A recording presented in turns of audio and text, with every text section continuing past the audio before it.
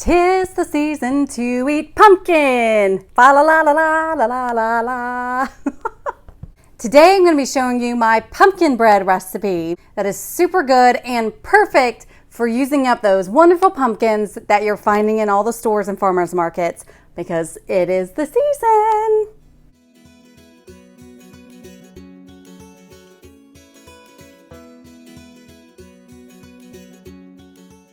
Hey everyone, welcome back to Grains and Grit. My name is Felicia, and if you're new here, welcome. I teach you all about using real healthy whole grains, using freshly milled wheat, and more. So if that sounds like something you like, then be sure to hit this like button and subscribe to this channel. Today I'm going to be sharing with you my pumpkin bread recipe. This is a really great recipe for pumpkins and just to have something different. It is a delicious bread. It is moist. It's just good. So if you love pumpkins, especially if you have that canned pumpkin and you don't know what to do with it, then this is a great bread. And bonus points, it's an easy bread. It's one of those breads that you can just throw together, mix it up, no fancy equipment required, and you're good to go.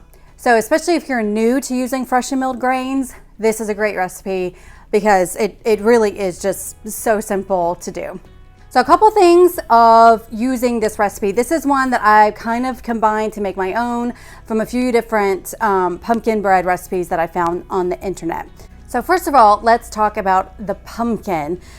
This recipe uses just one of these little pie pumpkins that you can usually find in the store right now. I got these at Publix actually, but if you have a lot of farmers market in your areas, it's these small little pumpkins that you're wanting to use. And this calls for 2 cups of pumpkin puree, which you can use 1 can, 15.5-ounce can of pumpkin puree. Everyone swears by Libby's, or you can just grab one of these and use one of these.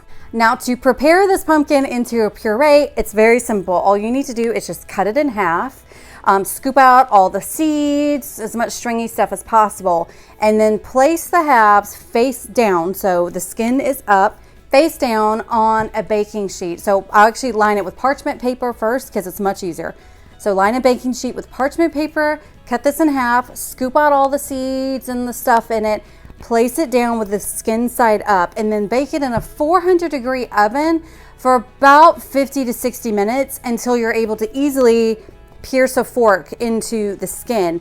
And then you pull it out, you just let it cool off just enough where you can touch it, and then the skin just peels right off. And then you just take the pumpkin out, throw it into a food processor or just mash it up. Whatever it is, just go ahead and puree it, and there you have it. And that keeps in the fridge for a couple days, or you can freeze it. I like to just freeze it in 2-cup increments, and those will last for several months in the freezer. So whenever you want pumpkin bread, you can just pull the pumpkin out. But again, if you don't want to go through all that using fresh pumpkin, you can just grab you a typical 15.5-ounce can of pumpkin puree. Make sure you're not using the pumpkin pie in a can.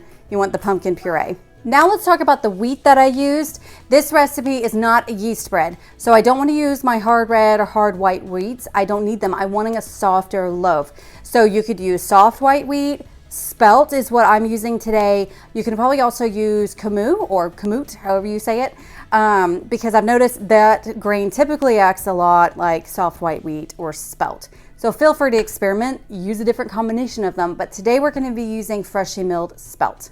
Now before we begin, there's a little change in my kitchen. If you can notice it, comment below if you notice any different. And no, it's not the pumpkins in the background. That doesn't count. So I'm kind of curious to see if any of y'all notice a change in here. And if you do, comment below. So let's get this camera turned around and let's get started. So first step to making pumpkin bread is you decorate with pumpkins. Second step is you heat your oven to 325 degrees. And then now let's get started. We're just gonna add the 1.5 cups of softened butter and 2 large eggs, and we beat it into submission. And now we're gonna add our sugar. Now you can do this where you cream your butter with your sugar. I just went ahead and did the eggs. Typically it is with butter and then your sugar. But bottom line is I do like to have my eggs at room temperature so it doesn't kind of curdle the butter. And now we're gonna add 1 cup of cane sugar. I have it mixed here with a 1/4 cup of brown sugar, and you can always adjust the sugar how you like. You can do all white sugar, you can do half cane, half brown sugar, just experiment with your taste. But this is 1 cup of cane sugar, white sugar, and a 1/4 cup of brown sugar, and now we're gonna mix this all together. And you wanna beat until it's light and fluffy. All right, so I beat that for about a minute. Don't panic about this or don't overthink this. We're just beating it, you know, until it's well mixed and a little bit lighter than it is. Now we're gonna add our pumpkin. Now with the pumpkin, you can use 1 can of canned pumpkin. Everyone suggests Libby's, but do make sure if you do canned pumpkin, that you buy just the pumpkin puree, not the pumpkin pie mixture. I almost bought that accidentally until I realized it was a pumpkin pie mixture, so that already has sugar added in. So you just want the pumpkin puree.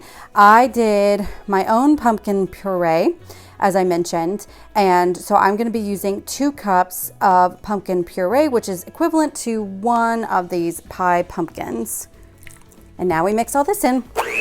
Okay, now a few words about the puree pumpkin I forgot to mention. Some people do state to strain out, like to squeeze it to get any water out. I did not, because we're using freshly milled flour, and I do want a little bit of extra moisture going in using the freshly milled flour. And there we have it with the pumpkin in. You can see it's a little bit grainy, and that's okay. It's completely normal.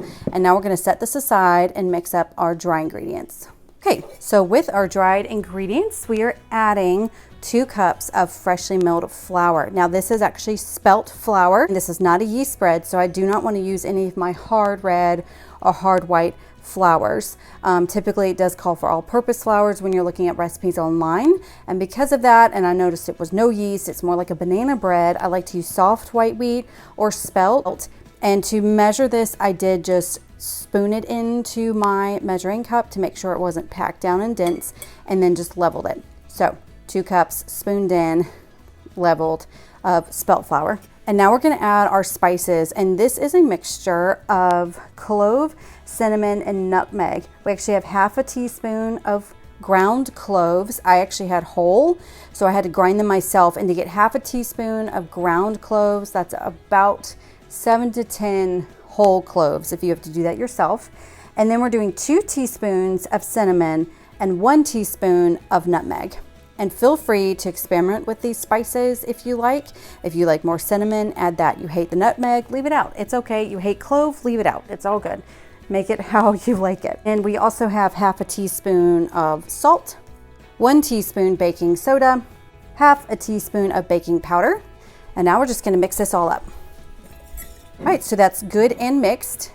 Set it aside. Okay, so now we bring back our butter, our egg, and our pumpkin puree mixture.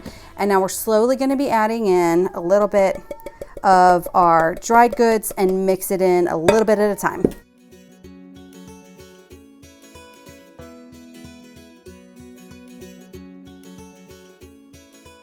Now, here is where, as you can see, we got it all mixed up, and it's not very liquidy. It's not quite a batter. So this will all depend on the type of flour and whatnot that you use. So to this, I do want it a little bit more like a batter.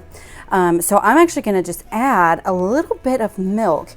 So I have a 1/4 cup here, but I'm just gonna add a little bit at a time and carefully mix this in just to give it a little bit of extra moisture, because again, when you're using the whole wheat, the whole grain, you know, you have all of that bran and germ, and it's just soaking up all the moisture. That's also why I increased the pumpkin, because technically a can of pumpkin is 15.5 ounces. And so I used just 2 cups. So 2 cups is 16 ounces. So instead of using it exactly about 1 3/4 cups of pumpkin, I used 2 cups to moisten that up. Okay, so as you can see, that's a little bit more moist. Gonna add just a little bit more in. As you can see, that makes it a little bit more moist of a bread. It's not quite falling apart. So it's not quite like cake batter, you know, it's not dripping. It is still a little bit thick, but it does look soft, and it does come off. So you can see if I hold it here enough, you know, it does come off a little bit.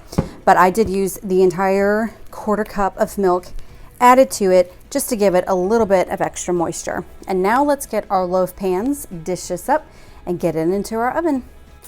All right, so here we have the two 8x4 greased pans, and we're gonna divide it up basically as evenly as possible.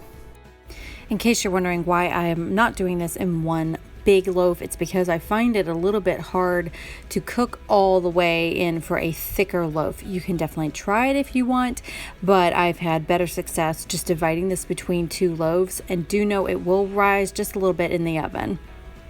All right, so here we go, and now we're going to place it in our 325-degree oven for about anywhere from 45 to 55 minutes, depending on your oven. I did go ahead and lower my racks to the lower third of my oven because I do have the top burners and I don't want them to get too brown on top.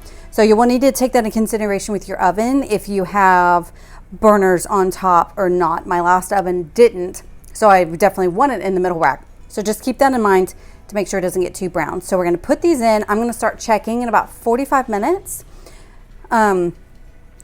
And then we're gonna start checking them, make sure a toothpick comes out clean, all that stuff, and we'll see you back here. And here we are. These only took about 40 minutes to cook. I just cooked them until I got the toothpick to come out clean, and then now we're just gonna cover them and let them rest in the pan for about 10 minutes. And now I just take a butter knife and kind of go around the very edges of it, not cutting the bread, but you know, just making sure it slips out pretty well. And then we just get a plate and put them on, and they came out wonderfully. As you can see, they are thin. So these are kind of thinner loaves. I'm not going for like a true loaf here because again, I find that it's a bit hard to kind of get it all cooked in the middle, but this is really, really good. And as you can see, that little dent there is I accidentally put my oven mitt in it, so ignore that. But this is so good. And now we're gonna slice it up and see how everyone likes it. Well, there you have it, a wonderful pumpkin bread recipe, and it's kid approved too. My kids love this, right guys? Yeah. So again, printable recipe will be in the description box below, so be sure to check that out, as well as sign up for my newsletter and grab your free grain calculator as well.